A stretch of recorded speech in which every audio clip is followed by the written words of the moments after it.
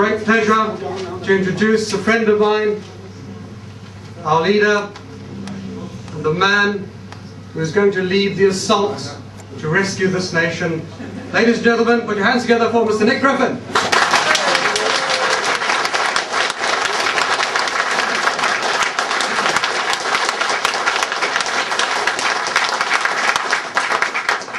Thank you. Now, why is it that the police are going from venue to venue to venue to try to stop you having the right to hear the message of a legal political party, and in some cases, new people make up your mind whether to get involved or not? This is not a democracy, very, very clearly. That's obvious, but what's behind it? What's behind the fact that, despite having warned the owner of the Cave nightclub, the Pure nightclub, that there might be trouble if the meeting went ahead, despite the fact that the police then watched and have seen the websites the last 2 days, as the far left have said, we're still going ahead with our demonstration outside the Pure nightclub, the police weren't there. Plenty of time today to go intimidating venue owner after venue owner, but no time, no manpower it seems, to be outside that club tonight when they knew there was going to be a potentially violent left-wing demonstration there. What's going on here? I'll tell you. The intention of the police very clearly was that once that mob had been there for an hour or so and had wound themselves up into a fury, they would attack the venue, which would make it even easier for the police to intimidate landlords up and down the country into not letting us have meeting rooms for perfectly legal and lawful political events. And why is it? What's going on? Is this the work of one or two lone individual coppers? Well, the answer is most definitely not.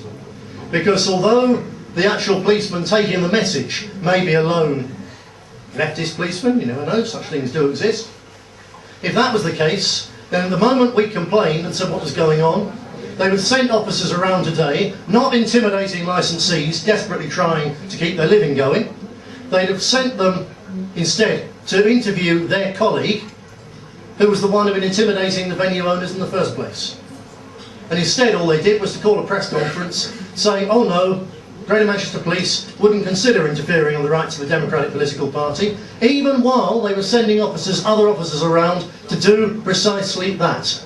This is not a low-level one or two policemen getting a little bit out of control because they're politically biased. This comes right from the top. Right from the top. The head of Greater Manchester Police is Peter Fine, who's also head of the Association of Chief Police Officers, Race and Diversity Section.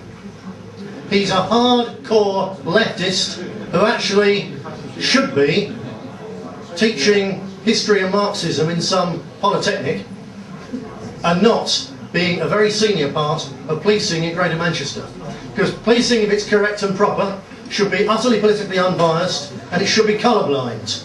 And anyone involved in one of these diversity organisations straight away has got one key ambition and one key objective. Everything they do to encourage more diversity involves discriminating against the English, the Scots, the Irish and the Welsh, the British people who pay their wages.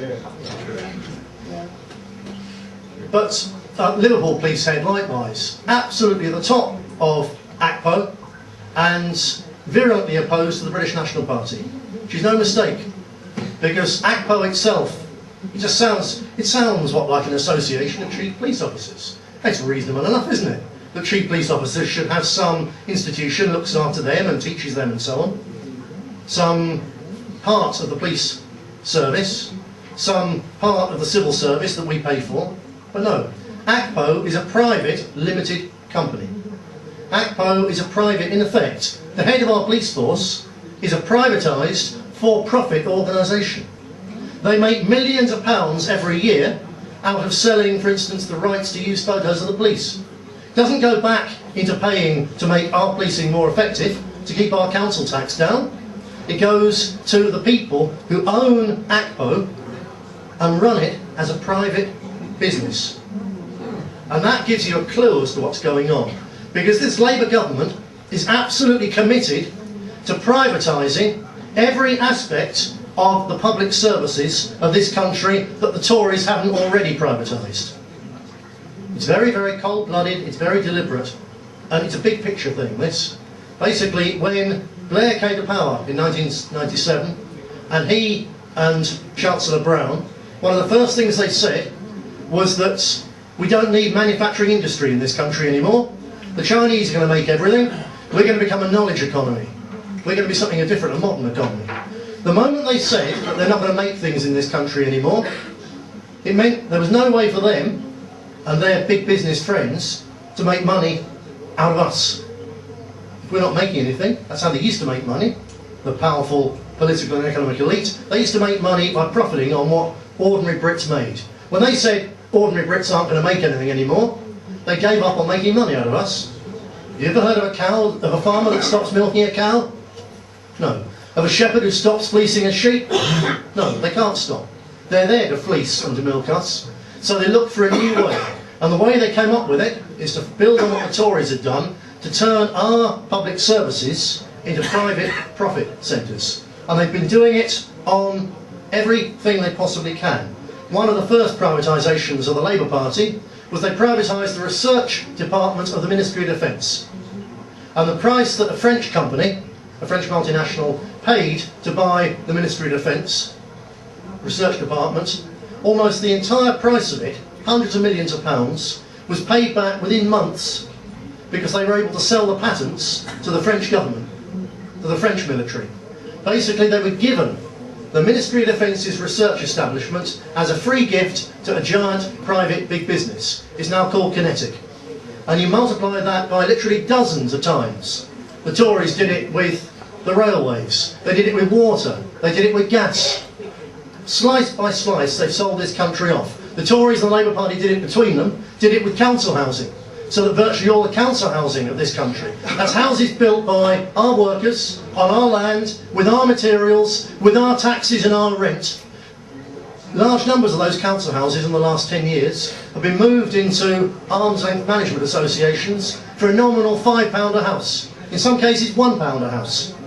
And then those arm's length management organisations are right now in the process of being converted into giant private for-profit companies, sold off to French banks, German building societies, Japanese and Arab investment corporations. And every person still living in those houses becomes in effect their chattel and keeps on paying forever and a day, not to a local democratically controlled council housing association, but instead to some giant private company. The government isn't happy yet though. That's why the post office is being shut down in huge numbers, prepared for privatisation. Yes, it's true there is an EU directive which says that it all has to be opened for competition so that Dutch and French companies have to be allowed in to compete with the Royal Mail. Yes, it is an EU directive, but the whole point is that it's just one part of this consistent pattern of turning our public services into private profit. And the post office is a particularly good, or if you like bad, example of this, because the post office was set up as the Royal Mail by the Victorians, the world's ultimate capitalists. If the post office was properly capable of being run as a series of broken up private businesses, do you not think the Victorians would have done it that way? But they understand that it's a natural, obvious monopoly, where if it's broken up so that the people who have the business section make lots of money, but the people who are delivering letters from a chap working in London to his granny on the Isle of Skye, there's no money in that. So it means that the ordinary people, the poor people, the vast majority of us, end up with a second-class service, a third-class service. Utterly wrong. The Victorians knew that, but our establishment have deliberately forgotten about it. The one huge thing they're still working on is the NHS.